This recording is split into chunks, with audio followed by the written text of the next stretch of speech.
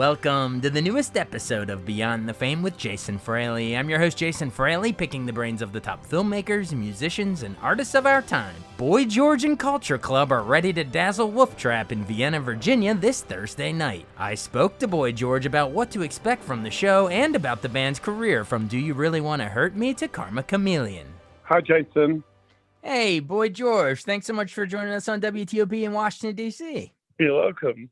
We're here talking because Boy George and Culture Club are coming to the famous Wolf Trap in Virginia on Thursday, September 1st. I think the English Beat is opening up for you. It's going to be a cool show. What are we going to hear? Obviously, you have so many greatest hits you could do. But I also want to know, is there anything newer you're doing? I know Culture Club had Life in 2018. You did your solo stuff, Cool Karaoke during the pandemic. But is it a mix of sort of the old and the new? It is a lot of hits, obviously, because that's what keeps the crowd in your pocket. So you always start with the biggest songs. And we try to kind of find some obscure songs of ours to stick in as well that sort of hardcore fans might say, you never do that song. You know, there's always arguments in the band of which old songs we've got. I mean, I guess we feel lucky that we have so many hits, so we can go, oh, we do this, do this. So yeah, we mix up, we do some great covers, some unexpected covers. You know, and yeah, we just, you know, there's a lot of love out there for us, and you know, we give it back. You know, it's like the energy, you know, at the shows has just been so electric. Awesome. And I should have asked, where are you calling us from? Are you across the pond at the moment as we speak? No, I'm in Utah. I've had a really nice day in Utah. We had a show here the other night, and I've been here for 3 days soaking up the mountain energy and just having a really nice time. And then we're heading off tonight to play, and the show keeps rolling. Awesome. Just bouncing around the globetrotter like you are. All right, cool. Well, whenever I have someone on, I want to get into I want to get into some of the big hits that you mentioned, but I always love to sort of go a little chronologically if we can. I know you were born in Ken, England in 1961. What sort of like music did you listen to growing up? Like, I want to know what were some of those early seeds that, you know, would eventually become sort of your new wavy sound. But I want to know sort of the origin story of Boy George's music. Yeah, I mean, I have to say, because I'm a Gemini, I'm a bit of a cultural sponge. So even as a kid, I was listening to like 30s jazz, any sleeve with a great cover. You know, any album sleeve with a great cover, I would want to know, well, this looks interesting. Is it interesting? So there was a mixture of things I heard on the radio, you know, like the big hits, Sonny and Cher, early Jacksons, all of that stuff. And then I really got into soul music in a big way, American soul music, Gladys Knight and the Pips, you know, the stylistics, you know, just really into Marvin Gaye, all of that stuff. And then reggae in England, like reggae in the 70s really blew my mind. Because, you know, London is a real Jamaican city. There's a lot of Jamaican people living in London. And that music was just blaring from everywhere. So, yeah. And then punk rock. Of course. You know, talk about, like, the best thing that could ever happen to a teenager, punk rock. The best thing I ever do a teenager, punk rock. I love that. I love that. And I also love that you described yourself as a cultural sponge, because you had formed Culture Club. It all ties together in 1981. Yeah, I would say that, you know, my musical education started really in the sort of early 70s. But I picked up some, obviously the Beatles, you know, were around, but they hadn't really become what they were going to become. They hadn't sort of taken us where they were going to take us. So, you know, mid-70s, all that stuff, you know, I was going back a lot, listening to old music, discovering things I didn't know about. Because, you know, I listened to Bowie in the 70s. Bowie sang about Bob Dylan. Bowie sang about Cahill Gibran, who was a, you know, Muslim poet. So Bowie led us to a lot of interesting artists, Lou Reed, Iggy Pop, you know, Patti Smith, all of that stuff. You know, once you start listening to music, it just pulls you all over the place, doesn't it? Yeah, because you love one artist, and then you're like, well, what inspired them? Then you go down that rabbit hole, and then it's just a never-ending web of awesome music, and it all influenced your stuff. It all leads back to Bach, I think. All leads back to Bach? You know. Yeah. Yeah, I think that's where it starts. And then it probably does. Yeah. There's this black hole noise now. Yeah, if you trace the family tree of music back, it probably goes back to Bach. You're probably right. Well, cool. Tell me about the formation of Culture Club in 1981. You know, it's during the whole, people have called it the New Romantic period. I guess later they'd call it the second British invasion. I would say at that point I was working in a shop. I was a bit of a face. Everyone knew me, but I wasn't really doing anything. I was just a show off, with no job. And all my friends were starting bands. A lot of my friends were in punk bands already. And then this whole new romantic thing started, and people were just, getting more experimental and interesting, and the clubs were getting exciting. And I decided I'm going to start a band. I'd always been told that I could sing. I always used to get comments on my voice when I was a kid. People say, "Oh, you've got a lovely voice," and eventually, and I wanted to be a goth. Let me tell you, the beginning of Culture Club, we were called In Praise of Lemmings. That was our original name, and so far away from the jolly, group that we became. But, I was into Susie and the Banshees. I have a Susie's tattoo on my left arm, and, I wanted to be a goth. But, a lot of bands, they sort of create themselves accidentally, and I think that is what happened with Culture Club. There were so many strong personalities in the group. It just morphed into this really interesting sort of, melting pot of music that wasn't very English, it wasn't very American, but it's soul and took and, enjoyed all the different flavors from around the world. Reggae, even, Latin, of course, and jazz and everything, really. Oh yeah, and that first album was a smash. Kissing to Be Clever in '81. The biggest hit, of course, was Do You Really Want to Hurt Me? Yeah. Tell me, why do you think it? Why do you think it spoke to listeners so much? I mean, you've written extensively about who it might not have been about, but we don't have to talk about that. I just want to talk about why you thought it spoke to listeners who, I don't know, maybe were falling in love but fearing heartbreak. Do you really want to hurt me? I mean, is that why it connected? You think? I think I think when I was a kid as well, growing up in the world that I grew up in and being very different, I definitely had a different sense of what the world felt about me. And that crept very much into my writing. And also, if I look at what I write now, I never write from a victim point of view anymore. Those early songs are very like, everyone hates me. The world's horrible. No one loves me, So I feel like I was just expressing my kind of younger self. My younger, unexperienced, really. I hadn't really been anywhere. I wrote that song before I'd even traveled. It's quite crazy that, I did this song that touched so many people, but my own experience of the world was quite limited at that point. I just had a really strong point of view. So you're saying there was a bit of a naivety, victim complex that you had back then before, and yet you've reached people. So I love that. We should call the next album Naive Victim Complex. Yeah. That's hilarious. Well, no, all the hits from the Insecure days.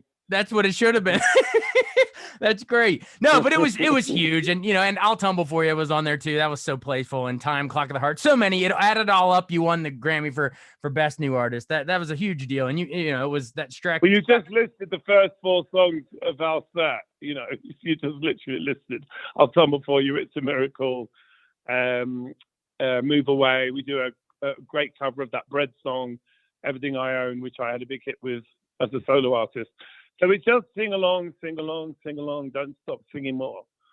Awesome. So yeah, so all the ones I just lifted is the set openers. I love it. Well, people are gonna love to come out and hear all those. Yeah. I do want to know about the Color by Numbers album. That was like, I mean, it might be your most acclaimed, but Karma Chameleon is so catchy. And I'll tell you how I interpret it, then you can tell me what you think actually you meant. But I always read it as someone who's like, they're so worried about fitting in, trying to be a chameleon, that they aren't really true to who they actually are. And I guess your thesis is that there's some sort of karma to pay for that trying to fit in. Am I close?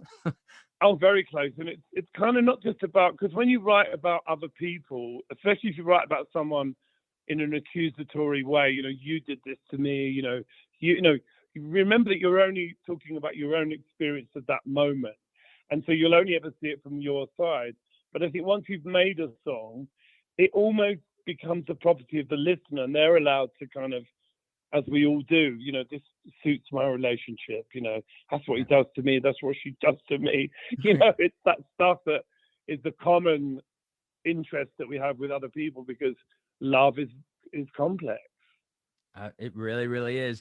And then I noticed, after, those first couple albums, we're talking about like very personal sort of stories and of love, heartbreak, that kind of Mm. stuff.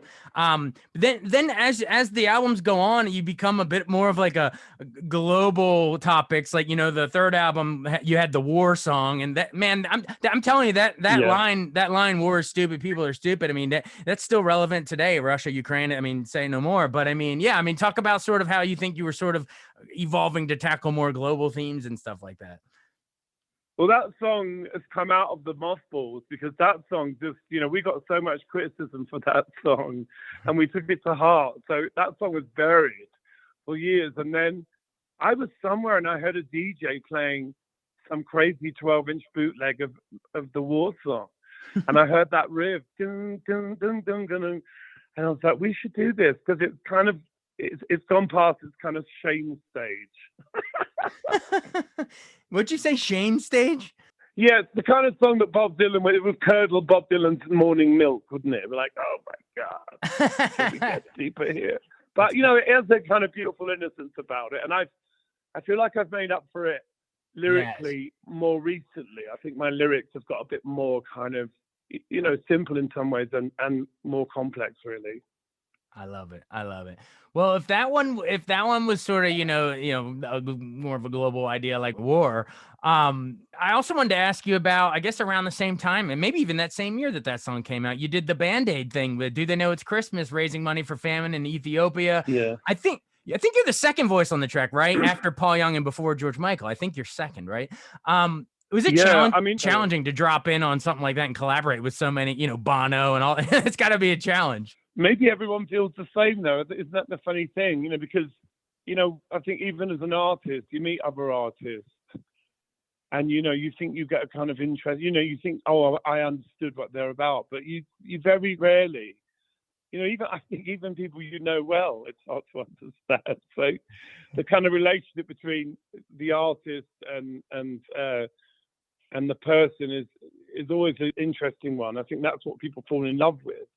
They fall in love with the sort of contradiction. I know I didn't answer your question, but I think when you're being personal as an artist, and to some extent, I mean, around that time, he's talking about, there was a lot of vulnerability, there was a lot of outbursts, there was a lot of personality. I was very public. Everything that went on in my life was extremely public all the time, and that shaped the music that we made, shaped the decisions that we took. It's a crazy time. It really was. It was a crazy time, but a lot of good music came out of it. And I mean, honestly, I feel like that Band-Aid thing, it sort of was before the Live Aid concert in '85, before We Are the World in '85. It's sort of like, was, kicked off that sort of whole trend. Yeah, I think that moment, Band-Aid, Live Aid, it's got more iconic, because of the distance. You know what I mean? At the time, there was a lot of politics around that time.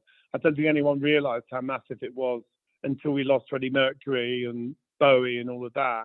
Yeah. Suddenly that moment becomes, a more massive moment. So history can change, as well.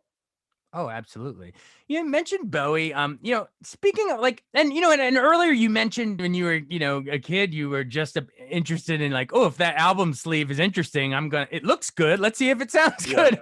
How important was, your metaphorical sleeve, the whole look, the visual, the David Bowie androgyny, the whole aura of Culture Club. But do you think the look of it was just as important as the actual music? Well, I think, an artist, maybe even a human being as a totality, what you wear says a lot about who you think you are, how you carry yourself. If you look extreme and you walk into a room full of people, you have to have a certain personality to be able to carry that. Or you can also be uptight. A lot of artists dress up, they create this persona, and then want to keep everyone away from them. In case people get too close and realize it's not really who they are.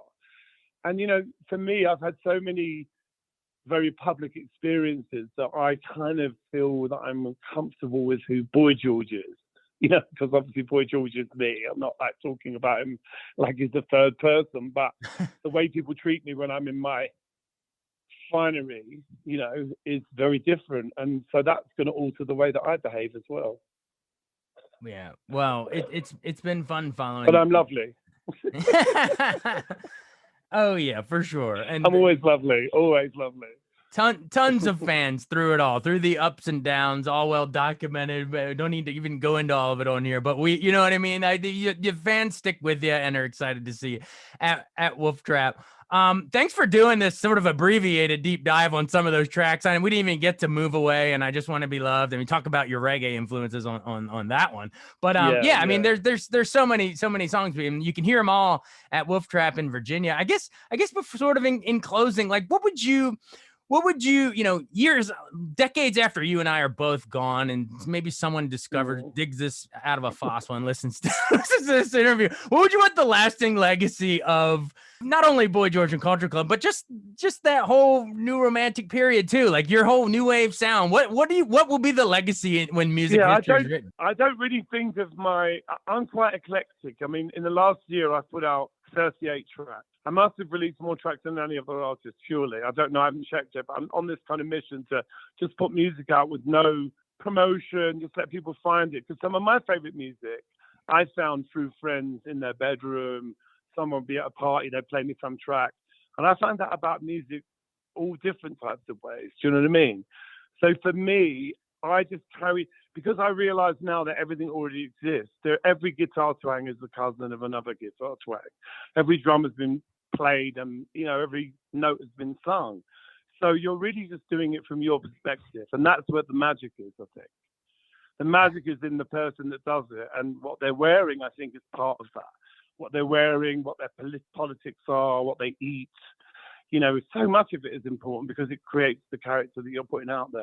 So well said. Well, we can't wait to see the magic that you're talking about at Wolf Trap in Virginia. It'll be Thursday, September 1st, Boy George and Culture Club. Hey, thanks so much for taking the time to call in. We really, really appreciate it here in the nation's capital. Fantastic. Thanks for having me on. All right. Be well. We'll see you soon. See you soon, man. Bye. Thanks so much for listening to Beyond the Fame with Jason Fraley. Our theme music is Scott Buckley's Clarion. Remember to give us a 5-star rating if you like what you hear. We'll see you next time.